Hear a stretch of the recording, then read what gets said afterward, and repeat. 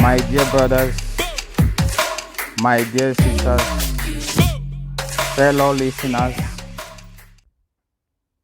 I have titled this meditation, Separating the Words of Flesh and Blood from the Word of the Spirit. I have titled today's meditation, Separating the Words of the Flesh and Blood from the Words of the Spirit. In the very first chapter of the book of Genesis, chapter 1, verse 29,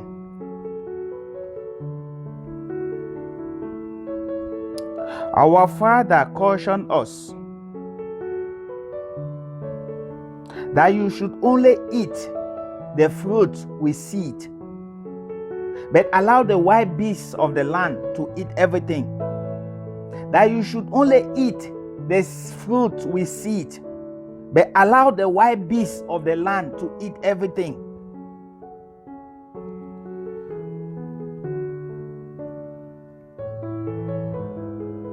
So this meditation is titled, Separating the Words of Flesh and Blood from the Word of the Spirit. One voice is there to justify limitation. The other voice is there to replace limitation with all things are possible. One is justifying belief in I am. The other is justifying defeat in I am. One said it is over. The other tells you it is a new day. It is never over. One tells you you are of no use. The other tells you you are my vine of choice. One said you are a sinner. The other said I condemn you not, that he who is without sin throw the first stone.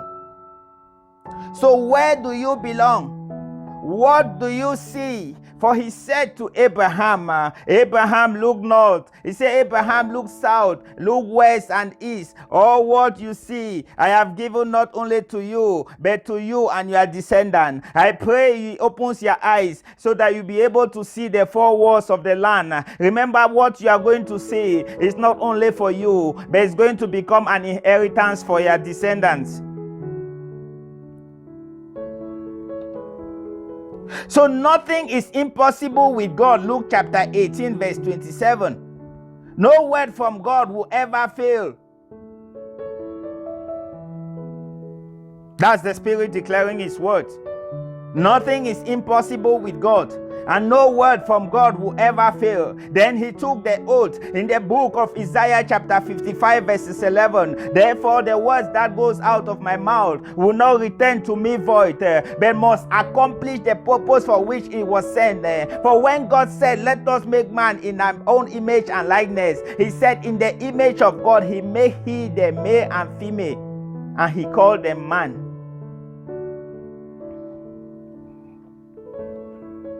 So the word of the Spirit is the king over every aspect of creation. Is the king over the flood. Is the king forever. The word of flesh and blood, God knows seat in them. This is the enemy to the word of the Spirit. The word of flesh and blood kills the word of the Spirit. The word of the Spirit is the word of the king. The Spirit gives life, but the flesh profits nothing. Because the Spirit got a seed in it. The seed is life, which is the Spirit Himself. For the name Jesus stands for the Messiah, who is Yahweh, is the King to whom every knee will bow and every tongue confess. See this in the book of Philippians. So Jesus is the enthroned King who reigns forever. Jesus is God's voice, God's words made flesh, and He was in the beginning with God. All things were made through Him, and without Him was not anything made that was made. Flesh and blood are created things, consequently they are temporal. The word of the Spirit is the invisible, non-created thing. And through Him all things were created in heaven and on the earth, visible and invisible, whether thrones or dominions, or rulers or authorities. All things were created through Him and for Him. Each voice is there to justify its own. who it identifies with. The word of the flesh and blood comes out of the voice of the dead. The word of the spirit comes out of the voice of the living. One is doing the resurrection and exaltation. The other is doing the nailing on the cross and the crucifixion. Well, do not blame the wolves for doing what they do. Blame the sheep for refusing to accept responsibilities, for believing in an external savior. Praise the sheep for believing everyone eats grass. So the word of spirit is a fruit with seed in them. But the words of the flesh, God knows seed in them. That's why the spirit is always there to discount the word from flesh and blood. From when that woman is being captured, that woman is being accused to be an adulterer, to the time when the blind man is being accused of being a sinner, flesh and blood is always there to accuse them. This one is sinner, this one is this.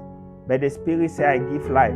He said, neither this man nor his parents sin, but so that the works of God, as ordained before the foundation of the earth, be manifested over his life. So you keep asking your question, why is it that once all these people were healed, flesh and blood immediately removed them, immediately exiled them, immediately sent them out from the synagogue? Because they said, if we let them be, then they are also going to open the eyes of the others. So flesh and blood cannot enter the kingdom of heaven. Flesh and blood, those are fruits without seed. In the book of Genesis chapter 1 verse 29, he makes it very clear, as you are entering this garden, make sure you do not eat that fruit without seed. Only eat the fruit with seed. That's how you know which fruit to eat. The one that got seed in them, the one that got life in them. That's why they call it the tree of life and the tree of death. The other one got no seed. Seed is life. And because you got no life in them, you eat it, you are going to die. Unfortunately, the serpent packaged it very well. He presented it to Adam and Eve, just like what is going on in the world today. He packaged it. It was so enticing. He said this thing can be good for food. Yes, it look good for food. He said it's so appealing to the eyes. Yes, it is appealing to the eyes. They will sell you the bait, but underneath the bait, guess what? There is the trap. There is a poison. Most often, the children are deceived because they focus on the bait. They focus on the bait. They don't stop to think that bait like that, there's a trap or a poison that is hidden under. And before they discover it, they have exchanged their gold for pebbles. Adam and Eve, the people who had the dominion, they took the bait of the devil, and before they discovered it, they were out of the garden. They were naked. The people who had authority to dominate were now being dominated by the one they came to have authority over. So children of the Most High God, as you enter into that Garden of Eden, there's one clue that your Father has given you, that please do not eat the fruit without seed. For the fruit without seed is not got no life in it. But every other seed, every other fruit with seed got life in them. And the seed with life is the word of the Spirit.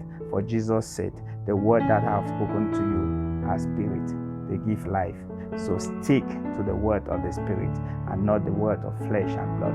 For flesh and blood cannot access the kingdom of heaven. Flesh and blood is there to justify the flesh, but the Spirit is there to give life. So stick to the Spirit, because as it was ordained from the beginning, every seed will bring after its kind.